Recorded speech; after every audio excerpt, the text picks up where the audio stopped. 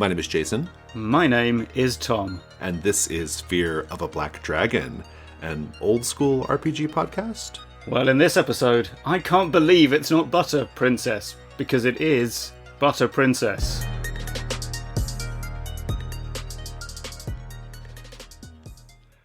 Our first segment is the basic crawl. Butter Princess is a 46-page standalone game based on the Trophy RPG system. It was written by Brian Sago with contributions from Michael Van Vliet and graphic design by Mike Martins. We're reviewing the Blue Ribbon edition from 2023. From the text. Fried food, farm animals, carnival rides, armpit to armpit humanity. Welcome to the State Fair. A weekend here will help you forget your weekdays, but leave your dignity at the gate. Nestled within 90 pounds of grade A butter has been hand-sculpted into the likeness of the Butter Princess, and you have a stake in the fate of this dairy sculpture. The initial pages of the book are concerned with getting you set up to play Trophy, including a note about the game's theme, an important concept in Trophy. The game's themes are indulgence and yielding to your inclinations and being free of worldly punishment. From there through page 16 are the rules of Trophy, so if you want to play this game as written and don't want to give me any money, you're all set. Next comes a section on character creation where you make your fairgoer, who might be a food blogger who won second place in a baking competition, a livestock virtuoso who is also a penniless grifter, a wannabe YouTuber who is also a dairy golem, a homeschool parent who is a befuddled conspiracy theorist, and many more combinations of eccentric weirdos. Character creation also involves choosing your feats of hubris, the equivalent of Trophy's rituals here, and include things like Gullet, which allows you to consume with an inhuman capacity, and Farmer's Almanac, which lets you bend the weather to your will. You will also choose a drive, such as to steal the carved butter icon for a private collector, or summon the spirit of butter to this earthly plane by sacrificing the butter bust on your home altar. Then we have a page on various conditions, which are important to Trophy. And from there, the book is divided into the 5 rings of a Trophy incursion. Ring 1 sees your characters trying to get through the crush of humanity at the front gate of the State Fair. Ring 2 sees the characters pushing through deeper into the fair, encountering various strange horrors with the miraculous birth of baby animals at the birth barn hanging in the air. Ring 3 sees the day wearing long and the characters participating in various contests as the Butter Princess sculptures are revealed. Ring 4 takes place in the Grandstand concert. Ring 5 is the invasion of the dairy building and the heist of the winning Butter Princess statue. The book wraps with a list of consolations should your character not acquire the statue, and a copy of the character sheet, which is designed to look like a State Fair all-access pass. Let's go to our bona fides. Tom. I have minimal bona fides. I have merely read it. How about you?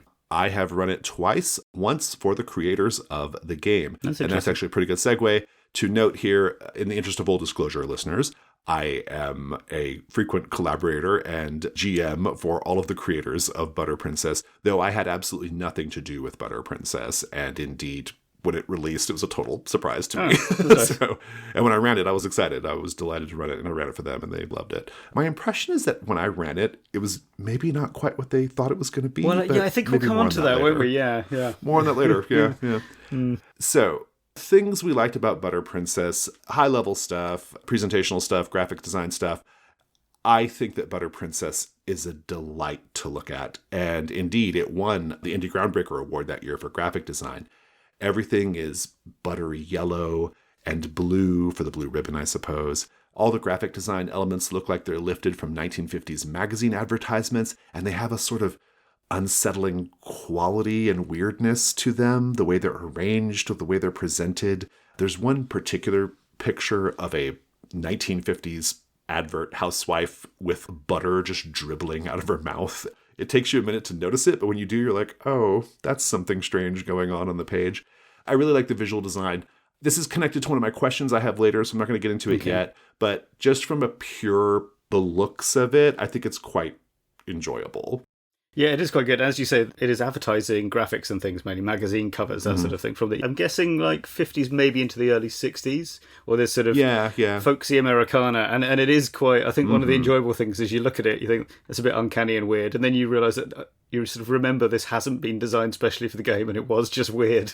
Like, it was just a lot of it was just kind of weird. Just kind of weird. I know Mike's work really well in this space, and indeed, I've hung out with him in person, and a thing he's like super into is found media and rearranging found media and presenting it in different ways. And so this is like really up his street. I would actually say this is actually a more restrained version of what Mike normally does. Mike is very into this idea of, here's just some odd little things that seemingly have no connection, or there's nothing about them that's transparently strange or weird, but I'm going to arrange them in a way that is really, that makes them feel strange and weird. And so Butter Princess is a pretty decent example of that. I also want to make a little note about the dimensions of the actual physical product. It is a very narrow and tall book. Yes, it's like a pamphlet. Is it a book? Is it a trifold, or is it? Because I was trying to figure this out when I. It's a pamphlet. It's a pamphlet. I have a couple copies of it that they sent me. It's very tall and very narrow, and I believe, if I'm not mistaken, it's meant to have the proportions of a stick of butter, which is why it's this strange shape. Yeah. It also slightly recalls the. Oh, actually, I don't really know what American diner menus are like, but like the menu you might get in like. It does very much have that feeling. Yeah, 100%. Yeah. Okay, let's get into the actual content here. I think both of us actually have a lot of mixed feelings about Butter Princess in different ways. Yeah, because listeners, if you were worried that Jason was going to be too fawning and positive about this, the good news is I didn't. Look, this isn't for me. I don't. Well, explain. Pretty much any game, I think if there's someone enthusiastic about it that runs it for you, I would join in that game. But this, I really bounced off super hard. Like I don't. Yeah. It doesn't hook me. It doesn't make me immediately want to play it. But at the same time, I know that it's not for me, right? And I appreciate that someone has gone out there and created something, especially something that's using the trophy mechanics or this sort of old schooly, the dungeon delve, the exploration model in a genre that isn't fantasy and doesn't have anything cool about it that's quite mundane. Because as you know, Jason, I am a fan of the everyday life role-playing game, having designed a couple myself, and I like to play them as well. And although obviously this is a bit weird, deliberately a bit, not quite comical, but we'll talk about kind of the influences maybe in a bit, but it's not realistic. It's more like a Coen Brothers movie sort of thing, but at the same time, it's not an action setting. It's not fantasy heroes in a forest. It's pretty cool that it exists. And even if that is not my ideal thing, for me to grumble about that would be like not finding a comedian funny and everyone else in the room is laughing and going, oh, well, he can't be funny because I must be right and everyone else must be wrong. No, I mean, listen, I think your feelings about it are totally valid and I get it. There's actually something really defensible here, which kind of alludes to what you just said, which is art is often provocative, or not provocative, but like divisive, I guess, in some ways. Yeah. Divisive, a little bit. Yeah, it can be, right, yeah. And I think Butter Princess is a decent example of that because you have to be soaked in a certain type of like Americana or American culture for Butter Princess to like ring true. There's something here for everybody to enjoy, especially if you get playing it. But when you say the state fair, that means something to Americans. It has a really particular valence to us. When you say the Minnesota State Fair, it really has a particular valence. When you say just the culture of the upper Midwest of Minnesota, of places like that, that has a certain meaning to Americans, at least. Yeah. That's a big part of this. And so I get if you aren't aware of those things, you're looking at this and you're thinking, what is this and why, who is it for, and what am I meant to take from this? But if you've ever been to a state fair, like the Texas State Fair is not as big as the Minnesota State Fair, but it's pretty big and it has a lot of the same like stuff going on. It's a surreal experience. It's uncomfortable frequently. It's usually very hot. It seems like it's always on the hottest weekend of the year. There are thousands upon thousands of people crammed into what was essentially like a fucking cattle pen or something originally, like it just stinks of manure because like you're out in the rural place and there's thousands of people there. The smell of fried food, it hangs thick in the air, like you're swimming through it. It's nauseating. There are rides. There are kids everywhere. There's all kinds of weird fucking contests and things going on, like building the biggest this or that, or like in the case of Butter Princess, it is a real thing in the Minnesota State Fair that they carve a gigantic block of butter into a princess and they judge it. When you're at the state fair, it has the feeling of American folk horror, like American style folk horror.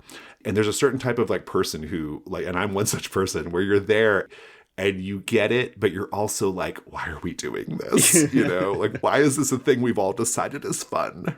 And I think that that's what Butter Princess is going for. Yeah. It's going for capturing that really particular surreal, nauseating, but also like Americana and nostalgia is a big part of it. We have, this is a digression, but I think it's interesting.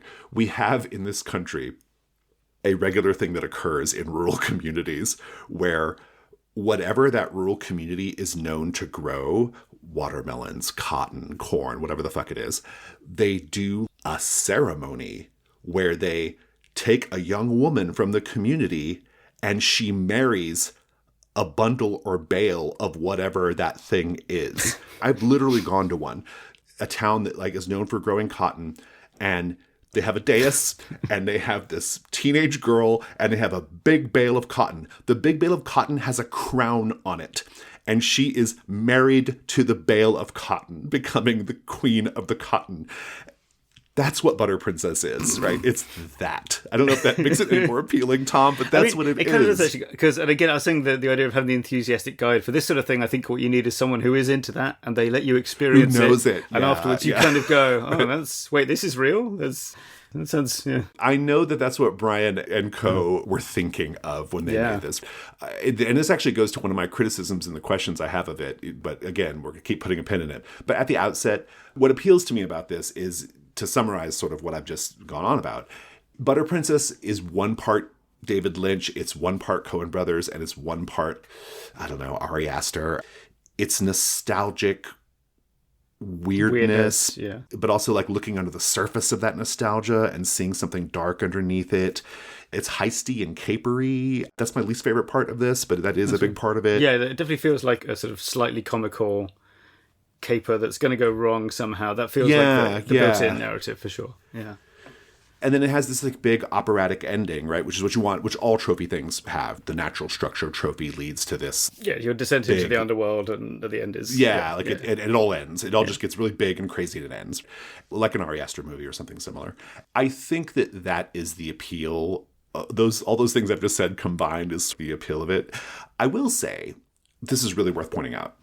We don't do system on Fear of a Black Dragon, famously, but I think you absolutely cannot divorce Butter Princess from Trophy. I don't think it's possible.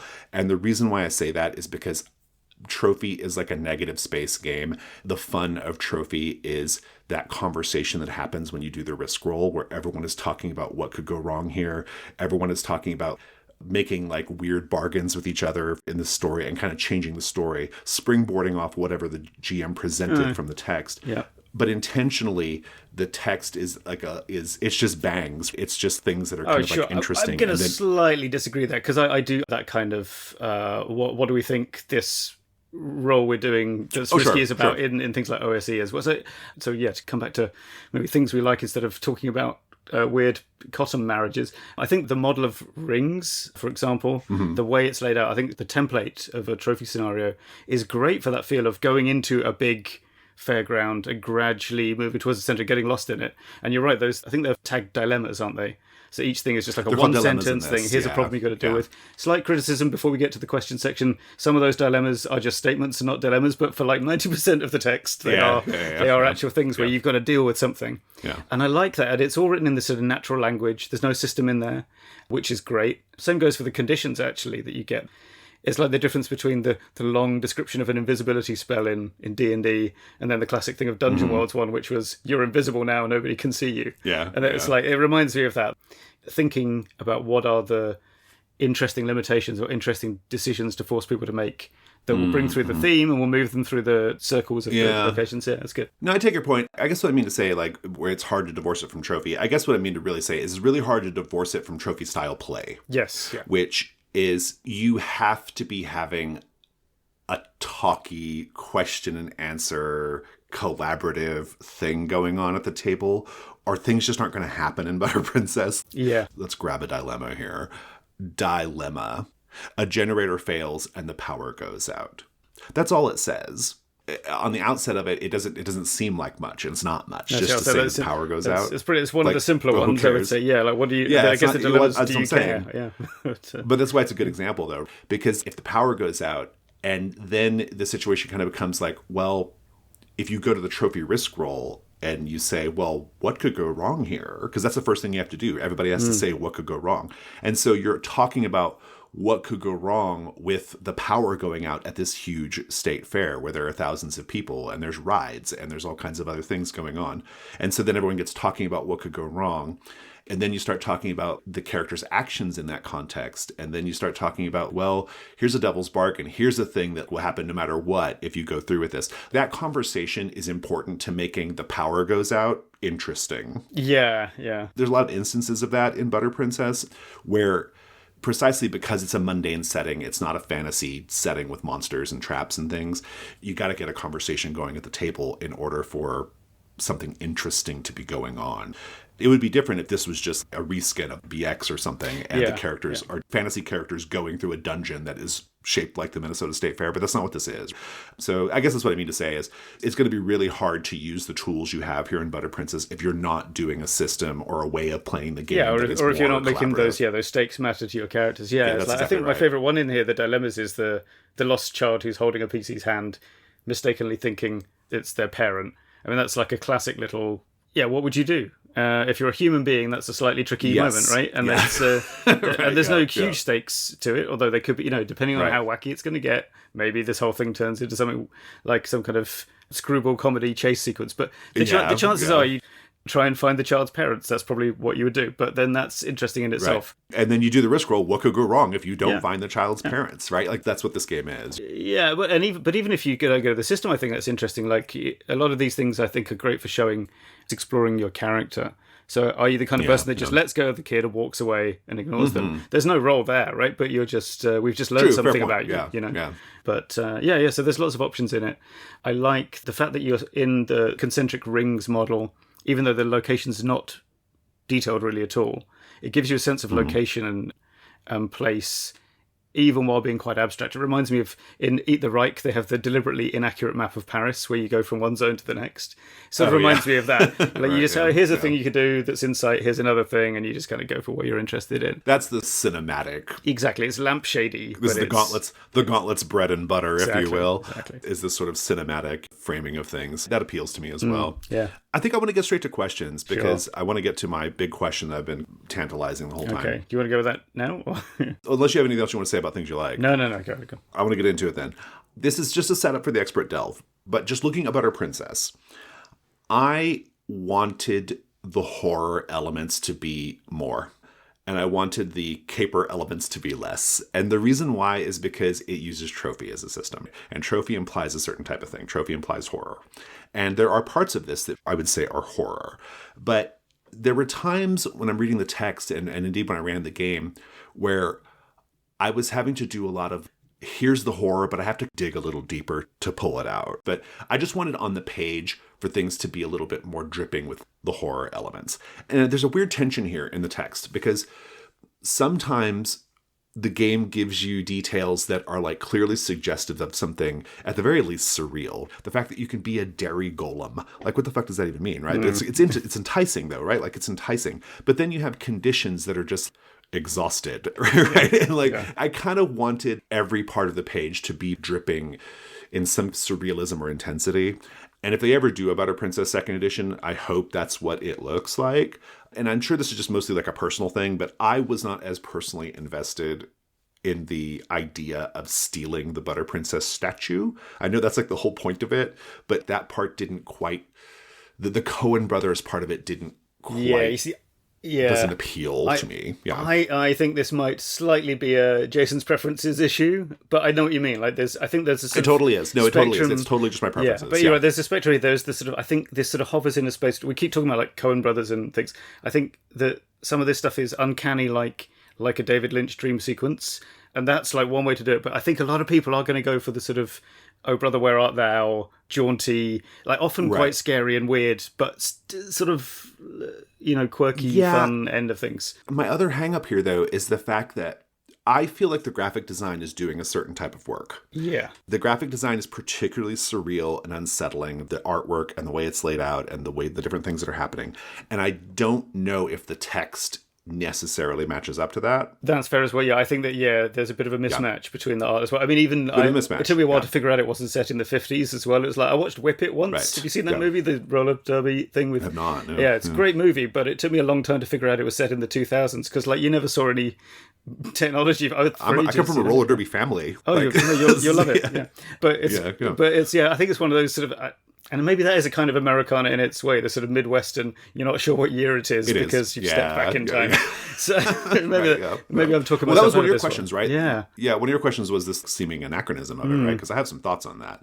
You're right. The artwork and everything presents as 1950s, 1960s, but clearly references to YouTube and stuff like that indicate that it takes place in the 2000s or in the 21st century. And my thinking here, and I think it's actually pretty clever and good, is I think that it increases the overall uncanny nature of things. Yeah. Going back to my question, it's why I wanted the text to go a little harder here to really, really bring that point home. Or at least to give you more of that option to play with, maybe like more explicitly. That's exactly right. Yeah.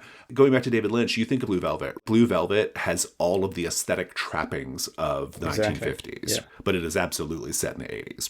And I think that that's what's going on here. I also think you've hit on something really interesting, this idea of Americana and the State Fair. And Minnesota specifically. Minnesota has a throwback. Yeah, sorry, Minnesotans. They know, though. They know. Minnesota has a throwback feel. The Minnesotan culture is all about your signature hot dish. It's about making a tray of bars and bringing them over next door. It's Minnesota nice. It's the fucking State Fair. It's all these things. And so I think that also, that mismatch makes sense in that context as well. Any other questions? No, well, I did have one, but I think we sort of answered it, which was, well, let's talk about it, though. Okay, which is... Go ahead, yeah. In what sense is this thing we're discussing now old school? Or in other words, how do we justify this episode? Strictly speaking, maybe it is not. I will say, I've been thinking about it, though. I saw your note yesterday, and I've been thinking about it since yesterday, because it's a good question. It's a fair question, because this is not... strictly speaking, OSR, and it certainly doesn't come from an old school role-playing tradition, I wouldn't say. But I do think that since we've started the show, especially, the idea of the OSR has changed a lot in the intervening years, and all these different splinter OSR movements, like the new SR and like the stuff that Yokai talks about on Between Two Cairns. There's different notions. The idea of what is the OSR has changed a lot over the years. And I think those changes are also connected to packaging and aesthetics and marketing in a certain sense. And so it is true, literally true, that Butter Princess sits alongside zine format dungeons. Yes, that is true. There'll be 4 zine format dungeons, and Butter Princess is tucked right there in the middle of them. And I think that that's my answer. My answer is our overall perception of what counts as indie RPGs, what counts as the OSR, what counts as just design in our space is changing a lot. I think we're still in the middle of those changes. And I think that means our remit probably has to change a little bit too. Yeah. I mean, but also I think my vague answer to this as well is I think this is a repurposing of a fairly classic descent into the mythic underworld journey. Yeah. And in a way that is kind of, although obviously the specific mode of play is quite different, recalls the different genres that people are exploring in more traditional OSR things, such as I could totally see this as one of the full dungeon stroke location write-ups in something like Bad Kansas City, which I played using Dungeon Core Classics. You could have a day trip to the State Fair and tangle with all this stuff. I think that would be absolutely of a piece with it. And I kind of think it's good when we have more taking our kind of games approach to different subject matter, because I think in some ways one of the biggest problems that role-playing games have is that they are marketed to attract the kind of people who already play role-playing games. And like, I just want to do different things, and this is different. Even though I don't really understand what's going on in it, it's definitely different. I'm the creator of Brindlewood Bay. You do not have to convince me of that, right? I think you're correct. I'll also note that in terms of our show's remit, I'm not sure how many more companion adventures I can do for a dungeon crawl. Well, it is getting thin. I might have to start learning about actual mining or something in order to exactly. I know. There's a book about tunneling. That's I actually went into a mine trip when I went to Bisbee, Arizona a couple years ago for vacation, and went into a mine, and I was like, this is dungeon crawl as fuck, actually. I should find a way to work this into future companion adventure coming up, folks. Future show, nice. Yeah. All right. Yeah. Fantastic. Let's go to the chain lightning round. At the overcrowded entryway in Ring 1, a line of ants stream into the fair, passing unseen beneath the turnstile. For you, entry will be more challenging. A lumberjack, swept up in the polka, abandons his chainsaw meant to carve tree trunks into bear sculptures. A dilemma from Ring 5. The butter handmaidens arrive to transport the butter busts to a more secure location. The fireworks finale begins. Darkness, punctuated with bursts of light and sound that provide cover for the big butter heist. A dilemma from Ring 2. A former butter princess is holding a newborn calf. She whispers in the calf's ear. What terrible truth about you is she sharing? Let's go to the expert delve. Hey listeners, Jason here. I want to let you know about a brand new show. It's called The Gauntlet Podcast 2nd Edition, and it's an exploration and celebration of the indie tabletop RPG scene. The show is called 2nd Edition because it's a reboot of the old Gauntlet podcast, but also because in this new format, my co-host Wes and I are looking back at a classic indie RPG and then talking about what we would do if we were making a 2nd edition of that game. As of this recording, we've already covered Dance of the Damned, The Sword, the Crown, and the Unspeakable Power, and Dogs in the Vineyard, and we have plenty more in the pipeline.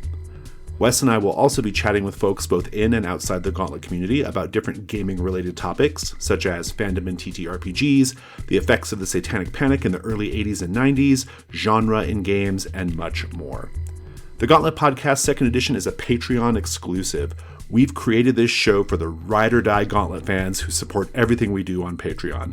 There will be a new episode in the Patreon feed every single week, and you can get exclusive access by making a $2 or higher pledge. We're at patreon.com/gauntlet. Thanks. Okay, it's the expert delve. This is a big one. I have a way I want to set this up, and then we're going to just get straight into your notes, basically, Tom, because your notes are structured really well. But my setup for this topic. So we're talking about making the mundane horror, turning the mundane into something scary at the role-playing game table. Butter Princess, in particular, presents this interesting problem as you read it and indeed as you play it. Things happening in the various rings seem like horror, but it's not immediately clear why. And here are some examples. Tom mentioned it earlier. A lost child is holding your hand, unaware you are not their parent. There is something fundamentally scary about that to me. There's something scary about a kid who thinks you're their parent and you holding their hand, not realizing when that started happening, and now you're in this situation. That's scary to me, but I can't say, without really thinking on it too hard, I can't say why it's scary to me. Now, if I think on it, I know why it is, but at the outset, it's like, that's unsettling.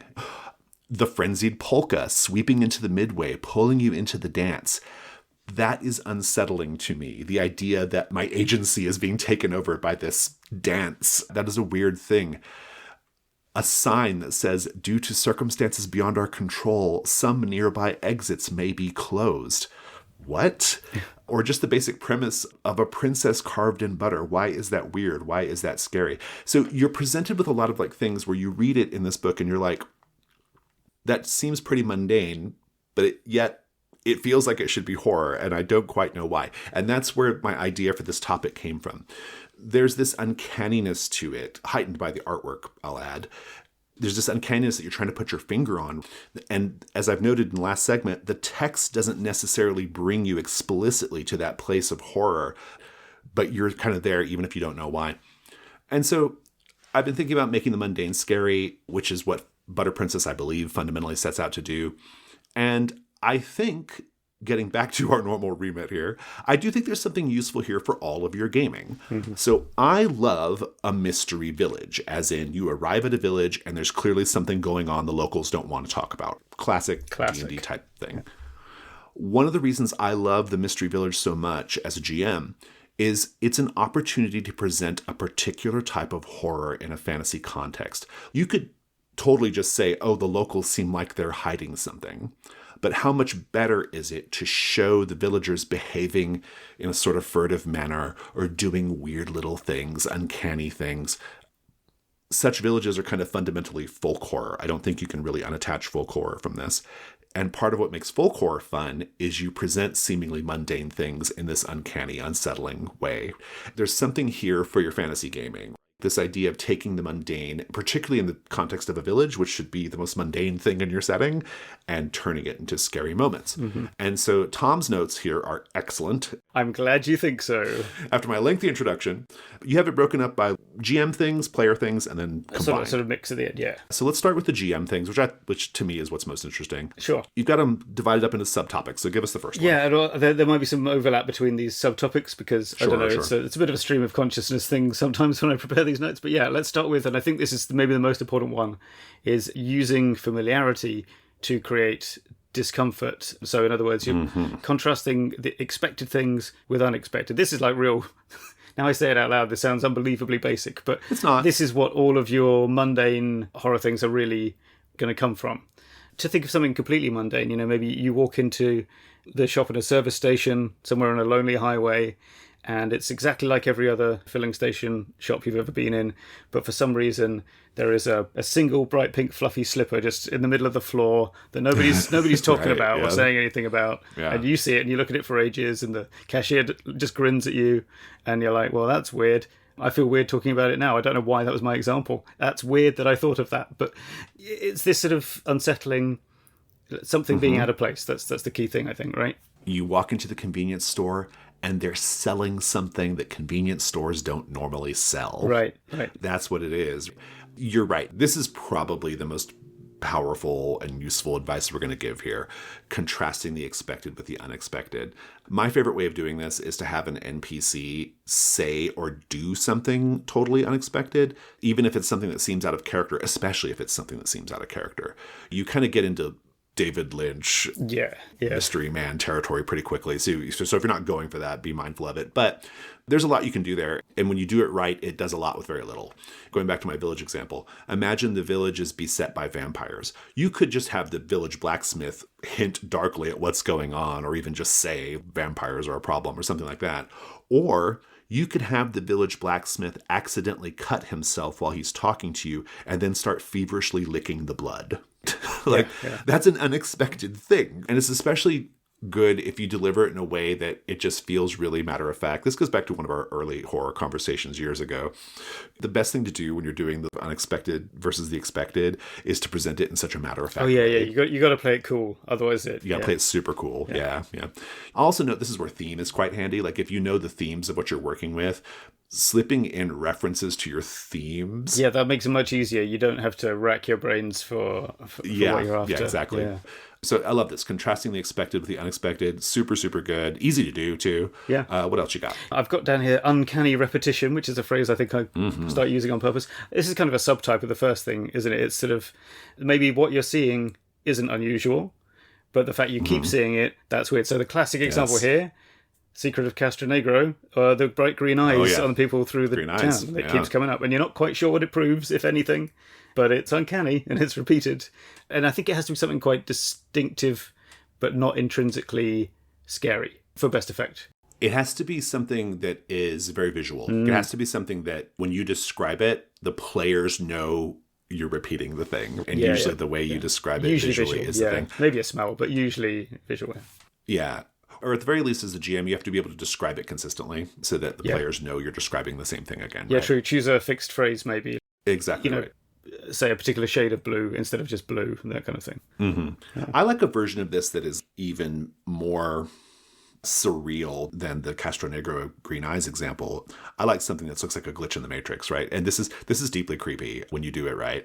And I don't think it's hard to do right. So one of the things that I like to do, going back to my weird village, is as the characters approach the weird village, especially if it's a village that's dealing with ghosts or some kind of transdimensional weirdness, I'll describe the same scene happening periodically in the distance or alongside the road, and I'll repeat it as they get into the village. So there's a man with a bright red shirt on the side of the road digging a hole covered in sweat. He stops, notices you, and waves.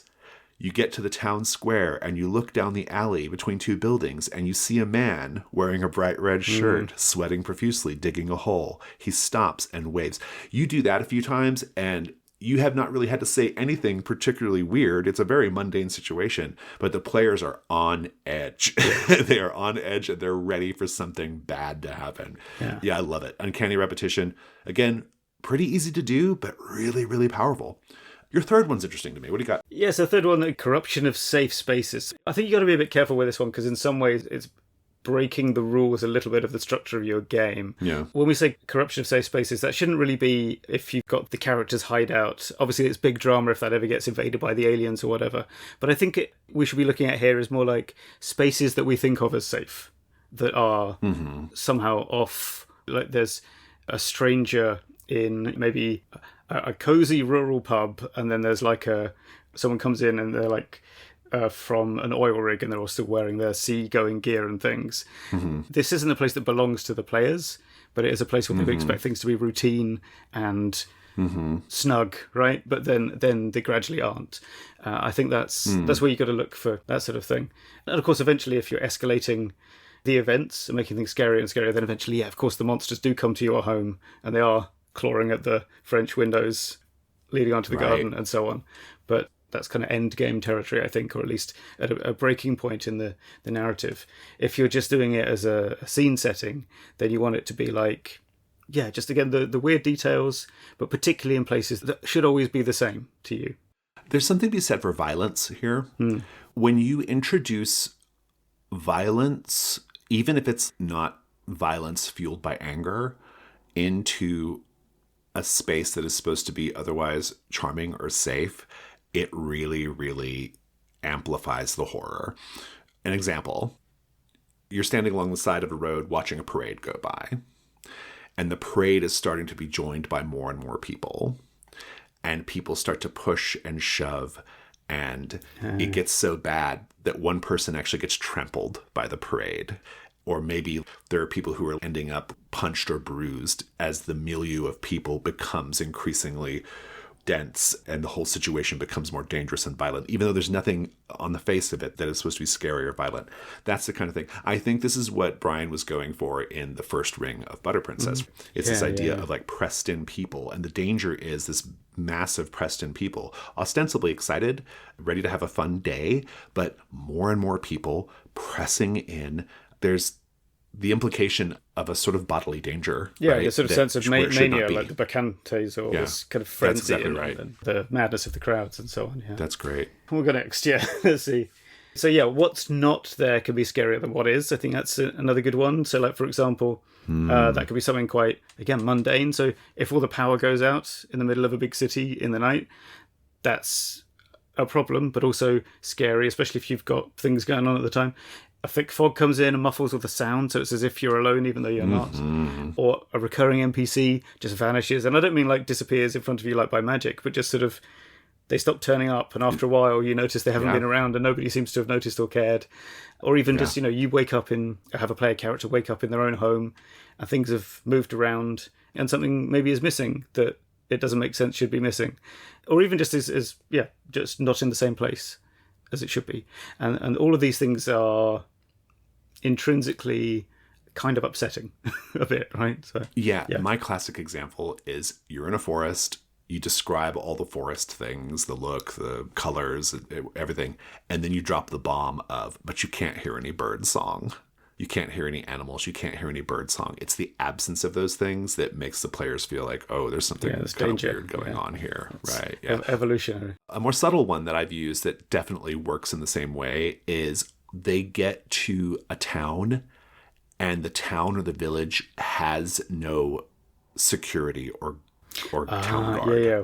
There's no wall or anything, yeah. That's unsettling because you expect there to be such a thing, and you immediately begin asking yourself, well, why isn't there such a thing? Yeah, what are they so confident about? Yeah. Yeah, that's exactly right. Yeah. So that's a great one. Yeah, that's nice. Missing things is great. Yeah, and you're right. So the thing is there, you have to set up that villages have fences because they have to have them, and then when it's not there, it's like surprising, because that's what I like to do as well, is sort of to weaponize routines, but it takes prep because you have to establish that a pattern and then break it. So like maybe every time you go to the baker's shop, 5 a.m, Dan the baker is there, and then one day he's not. Yeah. Or like you've got a clock tower that has been working for decades, and one day it strikes 13. But you have to have established that routine and not made a big deal about it before, right? You've just got to make it part of the a clock that strikes 13 is so good. It's such great. a great horror thing. It's a classic. It's so good. Yeah.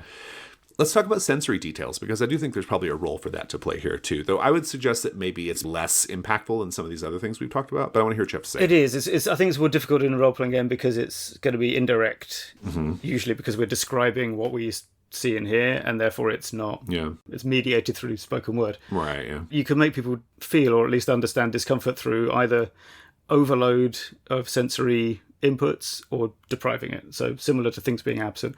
So in other words, if you could linger on descriptions of really quite mundane actions, if you over describe something that's very simple, that makes it seem really ominous. It's the equivalent of the close up of somebody pouring a glass of wine or something, and then why are we looking at that so close?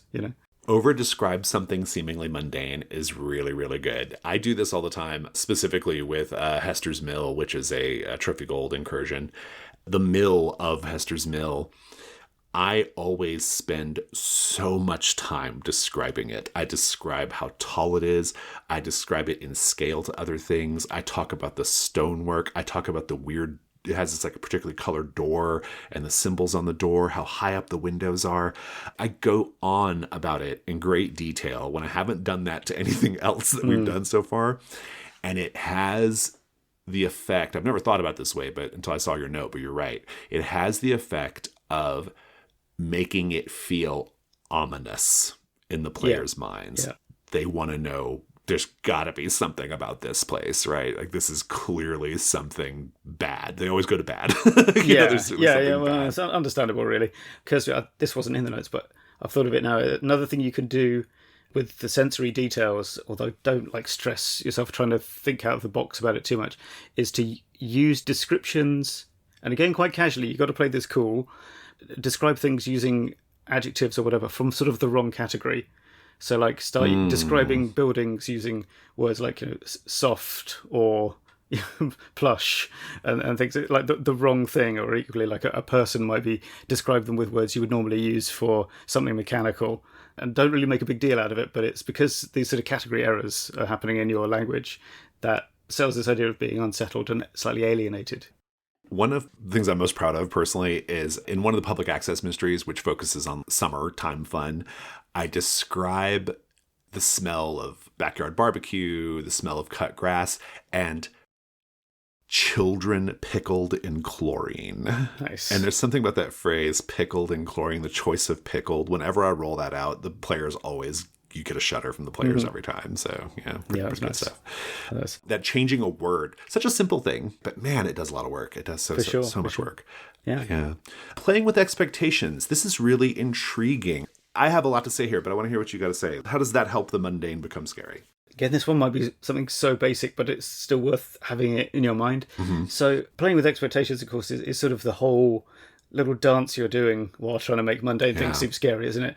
To give examples, one thing is to take the Jack Vance approach, like in all the Dying Earth novels, of making absurd things be normalized. So you introduce something that's strange, but treat it as if in this world or in this town or whatever, it's totally normal. So yeah, of course, everyone in this village wears blue hats at all times. What's your problem? Right. And of course, again, that's something that it's absurd to all have a uniform, presumably blue baseball cap or something, but it's not intrinsically weird because baseball caps are a thing that exist. Right. But again, it is weird. I think the rule of thumb in Dying Earth was, from the game from years ago, was like one weird food, one odd custom, one item of clothing, right?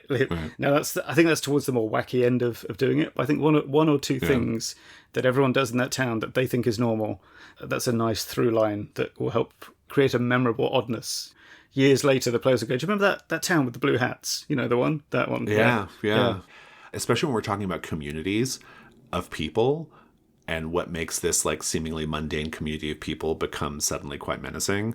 It's those little details that seem cultish. This is why cults are scary at the outset, because they are engaging in something in a mass way that they think is totally normal, but it is not normal. And you don't even have any way to talk to them about how unnormal it is, because to them it is. Yeah, well, exactly, because look around, everyone else is wearing the hats. Everyone else is doing it. You're the weird one. Yeah, you're the weirdo. You're the Where's one. Your hat?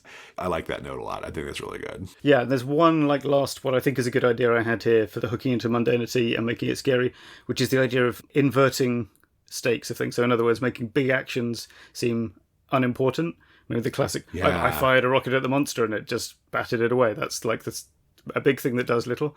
But then, and this is what I think is way more fun, is making tiny mundane actions very important. So like the monster's coming, your shoelaces are untied and you can't, like, you're fumbling with them trying to tie them, or are you just going to run and your shoe's going to come off and you'll be like running through the field with one sock on. And that's kind of absurd in a way, but it's also terrifying because it's the sort of thing you can imagine happening to you in real life. I think James Holloway has talked about this. It's scarier to talk about someone being stabbed with a screwdriver than with a sword, because you can imagine. Oh, 100%. Yeah, right? Yeah, it So absolutely I think that's is. the key. Once you've started making the scale of consequences a little odd or confusing, it means those consequences become ambiguous, right? You're not sure, is what I'm doing helping? Is it making it worse? I don't know. And that in itself is quite upsetting as well. And it comes back to that idea of the wild, the crowd sweeping you along, a bit of a lack of agency, which again is a bit of a dangerous dance in role-playing games, as we know, but it's a thing, and it's worth kind of incorporating, I think. Yeah, for sure. Well, let's talk about player stuff. So you have some notes here about how players can help create this sort of feeling. Yeah, because we're all in this together. So if you're aware that you're playing, if you've done your CATS procedure correctly, and you're aware that we're supposed to be we're supposed to be feeling a bit scared, there are things you could do to help others around the. It might not make you feel more scared, but it will create the atmosphere. Yeah, I'll just note, especially helpful in the context of playing something like Butter Princess, where everyone is going to be doing the world building, and doing the scary stuff. Yeah, and also if it only takes one person going full zany hijinks caper movie to sort of derail the scary stuff as well. So yeah. All right, so what do you got? What's your first thing? The first thing, and the easiest one to do, but also the easiest to forget, is to focus on your character's reactions. Like deliberately roleplay, being uneasy, do little small behaviors like constantly checking locks and things when your character is scared. Maybe overreact to otherwise ordinary tasks. You know, you got to open a door, but you hesitate nervously before you do it. And I think one good thing is to develop something your character will do, like a tick, when they're afraid. Like maybe if you're playing a scholar, they reorganize their bookshelf when they're anxious, or you've got to fight a character, they're constantly checking if their weapon is okay. And that, you don't need to spell that out, right? This is coming through back to semiotic techniques, right? Because after you've done it a few times in scary situations, even if they don't understand it consciously, the rest of the group will see, the professor's rearranging the bookshelf again. Must be worried. That will help. And the corollary to that, though, is you have to lean into your vulnerability. Actually acknowledge when your character feels helpless or they can't rationalize what's going on, and maybe just say it out loud sometimes. Like, sometimes you can't do an in-character bit of dialogue that says, I'm feeling a bit scared. But you can just say, like, at this point, the professor is beside herself with worry and doesn't know what to do. Right? That's okay. So just like allow your character, especially the characteristics of the person you're playing, to come into play. So if you've got a character that's scared of the dark, now maybe no one else at the table is going to be worried when the power goes out in the city, but it's up to you to make each of your characters different. So you're going to be the one that freaks out more because it's suddenly dark, and let other people do their thing. And that's how you avoid that. Well, like you were saying, we don't want this to be combat-focused, a dungeon that looks like a state fair or a darkened city. You want to have these sort of characters who are reacting to things differently because they have different motivations or because they are different people. That's one of the things that makes mundane horror scary. It's like the whole zombie movie thing, right? Of the guy who's worryingly icy cool about it and the one who freaks out at the drop of a hat, and all those different archetypes. The reason they work is because they're all expressing fear in different ways. Yeah, that's great. I love it. All right, what else you got for players? I think second guessing yourself out loud is good. I mentioned earlier, that like if you're not sure if you're helping or hurting the situation, occasionally having someone actually go, well, wait, what if we don't do the ritual? Maybe this is exactly what the bad guy wants us to do. Right, yeah, maybe don't do that too much, because you know sometimes there's a fixed time slot and you've got to finish the game. But occasionally, I think it's worth doing. And then a thing that both players and GMs can do is, I think you always want to be pushing towards, let's say, everyone's favourite phrase, liminal spaces. Because that's where the uncanny places that are between two things, like around the back of the restaurant, not where the customers go, the alleyway between two factories that leads to the waste ground behind it. These spaces feel weird, like reality is thin, like they're neither one place nor the other. They intrinsically make you feel nervous. And so GMs can just set scenes in them, but players can kind of semi-deliberately go to them as well. Like, where are we going to have our conversation in private? Well, let's go around the back of the old abandoned supermarket. That seems like a good place. So, if in doubt, choose somewhere that's a bit not public, not private, not one thing or the other. And it's you two can scene set. I think those are my player tips. You know what makes the classic liminal space, what makes it scary, it's often because it is so mundane. Yeah. And it's a lot of what we've been talking about. It's the idea of something mundane being presented in a slightly off or unexpected context. It's a good shout, this idea of liminal space exploration and kind of how it applies to the mundane. Interesting topic. I think we've hit on a lot of really, really good techniques. A lot of them are really simple things, actually, that you can do to just like really amp up the horror in a way that does not even require you to do too much. I would particularly say the NPCs do or say something weird, or the place has something about it that's a little unexpected. Those are really easy things to do, listeners, that pay off in a huge way when you're trying to do horror. So yeah, I love it. Anything else you want to say? No, I think we've we've taken up enough of our listeners' valuable time on this one. We have done the thing. Yeah. Let's go to the next segment then. Okay, it's companion adventures, and we've got a few things here. We've got a few things. Let's do films. I've got 4 films, only one of which I've actually seen. So, okay, great. The 1932 novel State Fair has been adapted into a movie 4 times. Once in 1933, once in 45, once in 1962, which I think is the one I've seen with Pat Boone, and once in 1976, and it is about this family. I've never seen any of them. Never heard of them. I think 2 of them are musicals and 2 of them are not. Okay. Yeah, it's about this family going to the State Fair. It's like a coming-of-age story. The novel, much darker and more controversial than the films, which sort of checks out. No, they're not great works of cinematic art. The novel sounds interesting, though. I might read it now.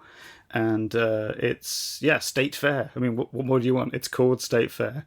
I do want to throw in a quick non-pick, though, which is that Elvis Presley made a movie called It Happened at the World's Fair, in which he plays a crop duster pilot who goes to the world's... Look, it's terrible. Like, none of his films were great, but even by the standards of an Elvis Presley movie, this was dull as dishwater. And I beg you, listener, when you're kind of like searching around Wikipedia, think, maybe I'll watch something that's to do with state fairs. No, don't. I know this is the World's Fair, technically different, but the point is, don't for a second think, 10 songs, one of them must be good. No, just stay away. None of them.